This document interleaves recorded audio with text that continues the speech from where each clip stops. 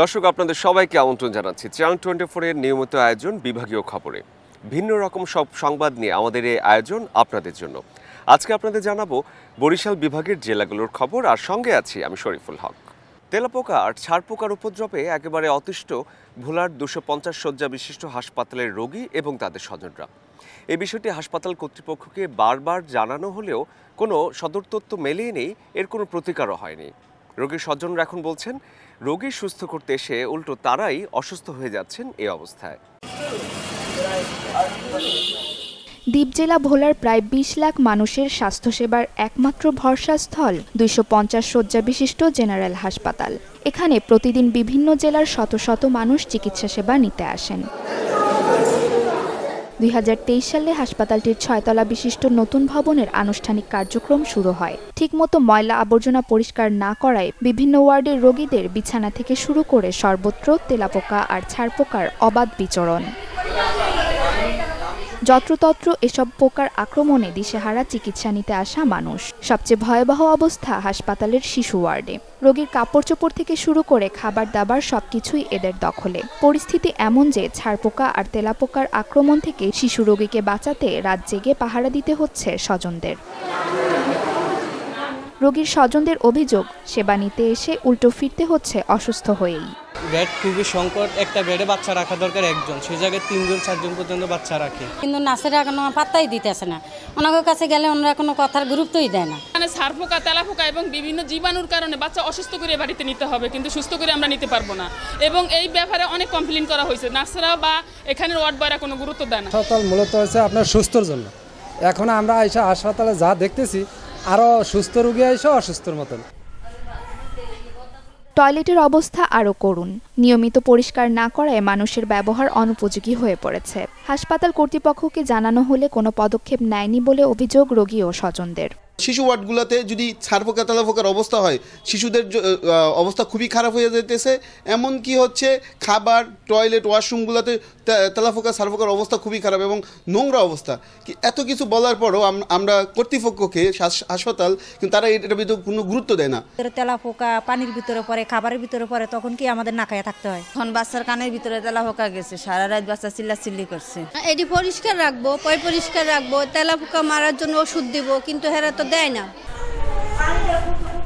হাসপাতালের ওয়ার্ডে ছারপোকা আর তেলাপোকার উপদ্রব একেবারেই চোখে পড়ার মতো। তাই দ্রুত ব্যবস্থা নেওয়ার কথা জানান হাসপাতালের চিকিৎসক ও তত্ত্বাবধায়ক। তেলাপোকার জন্য মারার জন্য ওষুধ দিয়েছি, এখন ক্লিনিং করা হচ্ছে রেগুলার। এজন্য রোগীদেরও সচেতন থাকতে হবে। আর আমরা আমাদের কর্তৃপক্ষকে বলেছি, ওনারা ব্যবস্থা নিচ্ছেন। আমাদের লোকবলের সমস্যা আছে। এখন তেলাপোকা, ছারপোকা এগুলো যেটা আছে আমি দেখব, দেখার পরে আমাদের যে ব্যবস্থা আছে এটা তো নিশ্চয়ই কিছু না কিছু করা হয়। আমরা এইটার দিকে আরও বেশি নজর দিব, এটা কমে যাবে আশা করছি। শীঘ্রই সব সমস্যার সমাধান করা হবে বলে আশা সকলের। Desk report, channel 24। অর্থের অভাবে স্ত্রীর চিকিৎসা করাতে পারছেন না ঝালকাঠির সুনীল হাওলাদার। ভিক্ষাবৃত্তি করে কোনো রকমে পেটের ক্ষুধা নিবারণ হলেও চিকিৎসার জন্য প্রয়োজন আরও অর্থের। তাই সরকার এবং সমাজের বিত্তবানদের প্রতি সহায়তার হাত বাড়িয়েছে অসহায় এই পরিবারটি।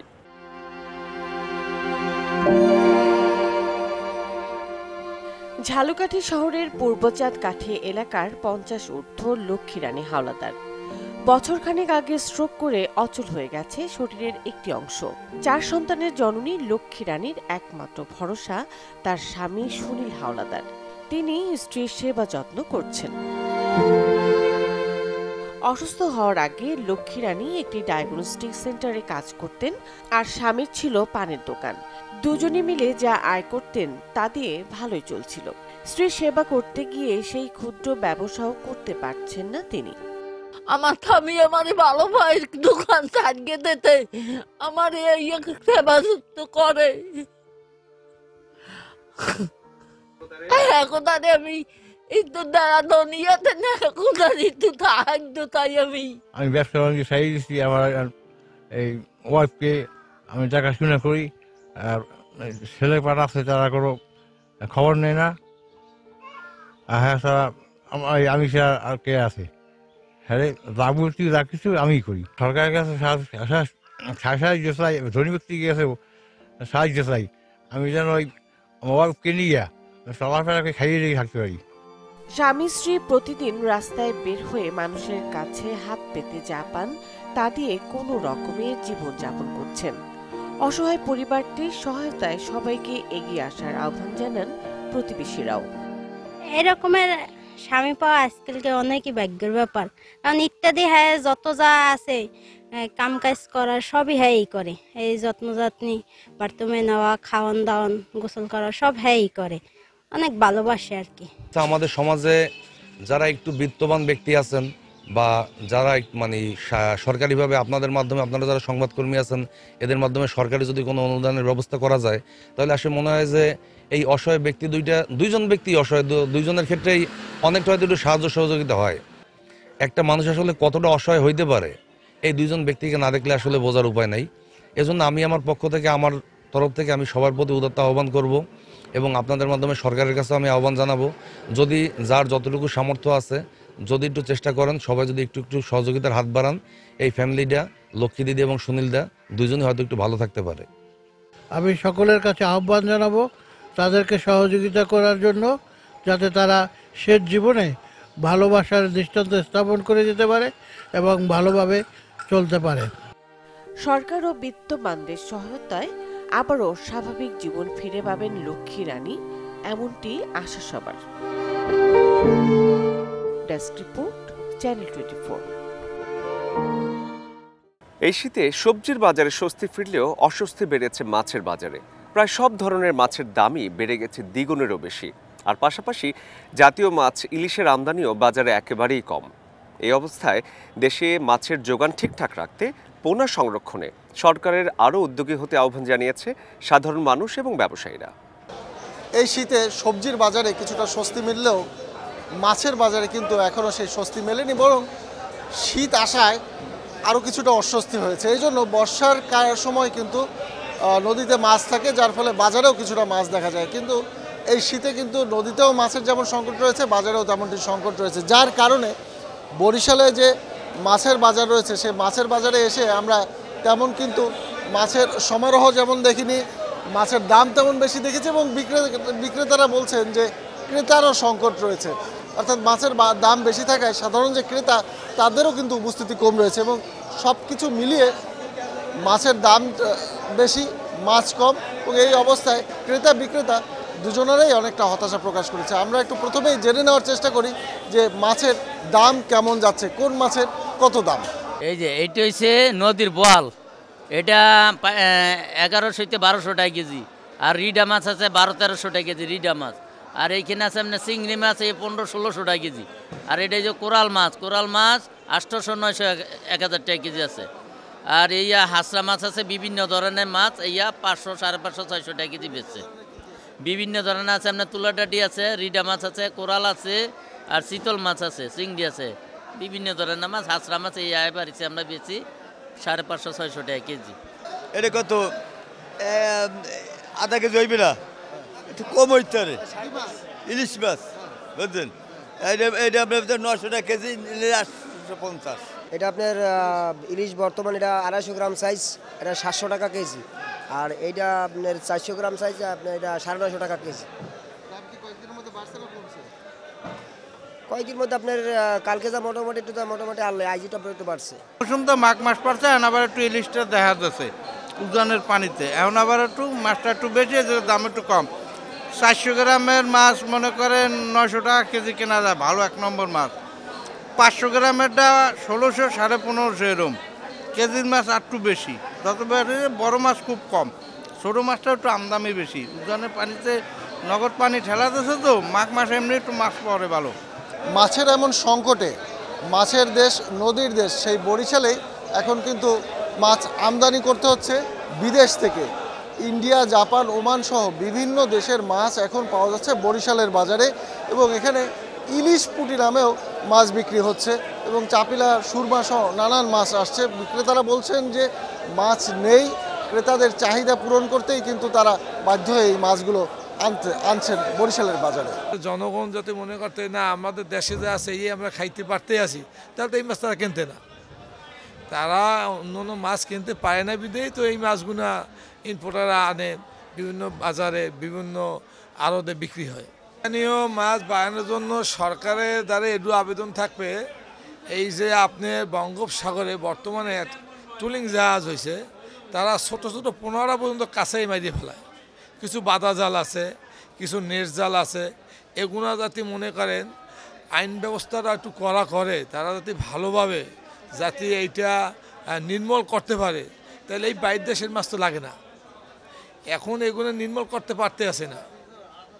বাজারে মনে করেন মাছ বিক্রি হয়, ছোট মাছও বিক্রি হয় না যে এমন কোনো কথা না।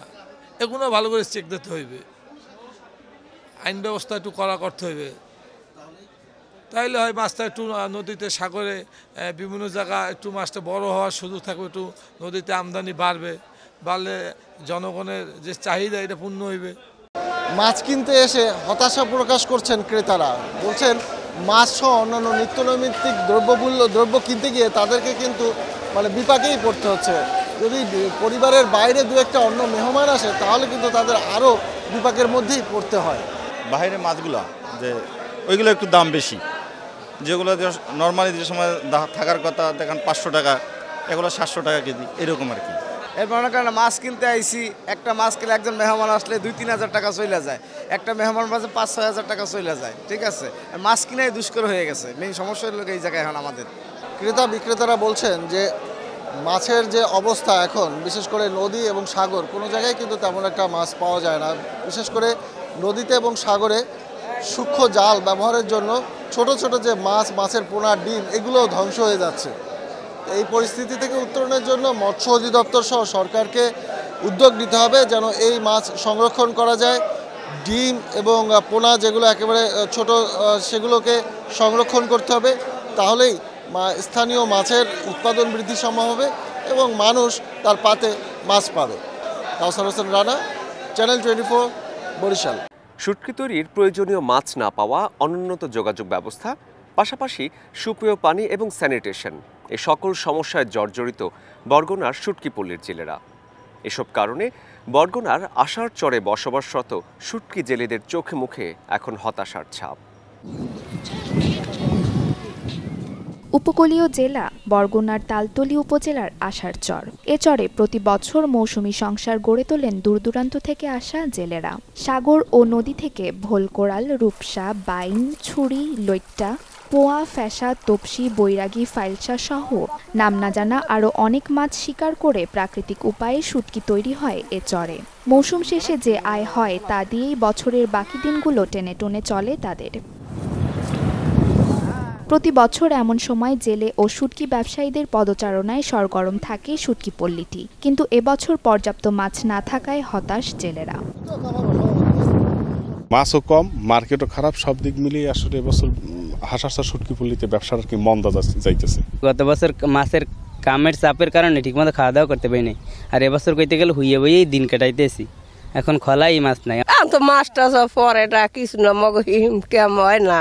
এই 10 বছর ধরে কাজ করি ভাইও, তাই এবছর মোটামুটি মাছ নাই, বুঝলেন, এদের চলাফিরে যায় না। এখন মহাজনার আবার দিমকে, আমরা আবার নিমুকে। এবছর মাছ পোনা আমাগো এককালে টোটালি অনেক কম, আমরা খুব দুর্ভিক্ষ কষ্টের মধ্যে আছি। এছাড়াও অনুন্নত যোগাযোগ ব্যবস্থা, সুপেয় পানি ও স্যানিটেশন সংকট সহ নানা সমস্যায় পড়তে হচ্ছে তাদের। বিভিন্ন ধরনের পানিতে কষ্ট, এরপর লবণ পানি আসে, এরপর মাছ শুকানে কষ্ট হয়, সব দিক দিয়ে চর ভেঙে যায়। আমাকে এই চরটা যদি মেরামত করতে তো একটা ভালো হইতে, এরপর যদি টিউবওয়েল দিতে তো ভালো হইতে। আমাকে মানুষের সমস্যা হইলে লেফটিন নাই, আর পানিটা দূর থেকে আনতে হয়।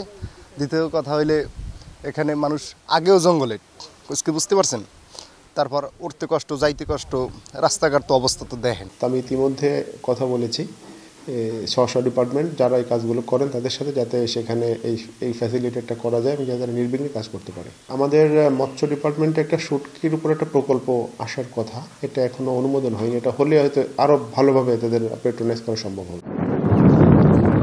সাগর উপকূলের বিভিন্ন চরাঞ্চলের এসব শুটকি শিল্পকে কেন্দ্র করে যেমন টিকে থাকে দেশের সকল ফিড মিলগুলো, তেমনি টিকে থাকে বাংলাদেশের ডেইরি, পোল্ট্রি ও মৎস্য সেক্টরও। তাই শুটকি শিল্প বিকাশে সরকার দ্রুত পদক্ষেপ গ্রহণ করবেন, এমনটাই প্রত্যাশা উপকূলীয় জেলেদের।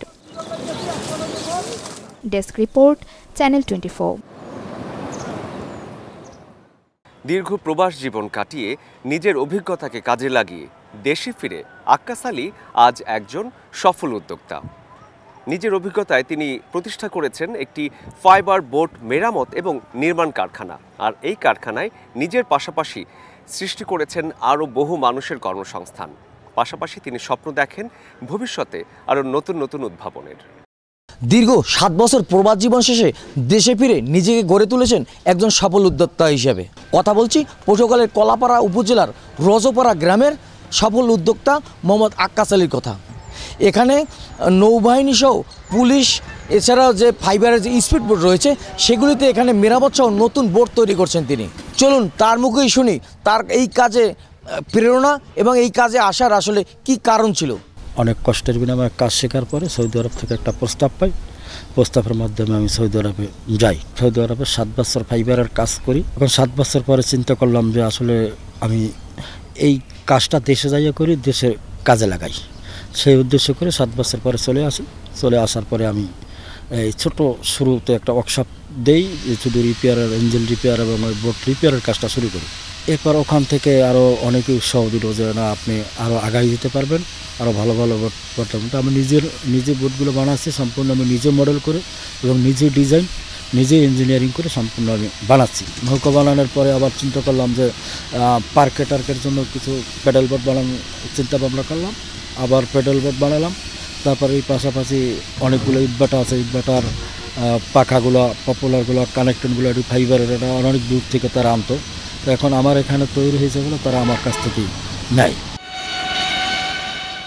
ফাইবারের বোট তৈরির একটি কারখানা স্থাপন করে শুধু নিজের জীবনেরই পরিবর্তন নয়, কর্মসংস্থানের সুযোগ সৃষ্টি করে এলাকার যুব সমাজের মুখেও ফুটিয়েছেন হাসি। আমি এখানে 3 বছর ধরে কাজ করি। এখানে কাজের মান খুবই ভালো। এখানে সকল প্রকারের বোট আমরা বানাই। আমি এখানে কাজ করতেছি, যা হয় তা দিয়ে আমাদের সংসার চলে।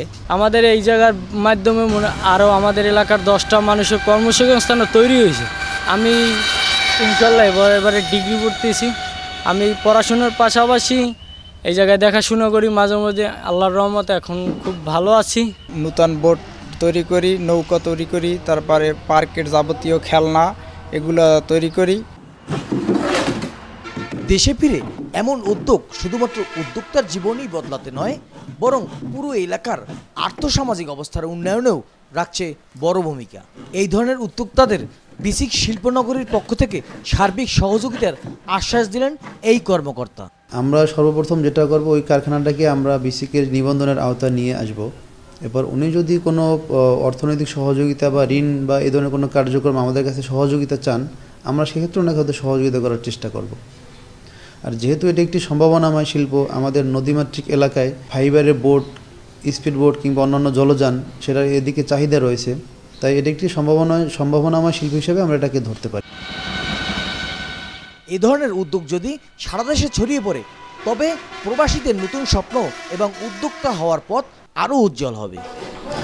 ইচ্ছে আর পরিশ্রম থাকলে দেশেই সম্ভাবনার দুয়ার খুলে নিজেকে প্রতিষ্ঠিত করে দেখিয়েছেন আক্কাস আলী। এই ধরনের উদ্যোক্তাদের সফলতাই তা প্রমাণ করে। MK Rana, channel 24, Patuakhali. দর্শক, এই ছিল আজকের বিভাগীয় খবরে। আগামীকাল নতুন স্বাদ আর ভিন্ন গল্পে আবারও হাজির হয়ে যাব। আমাদের সঙ্গেই থাকুন।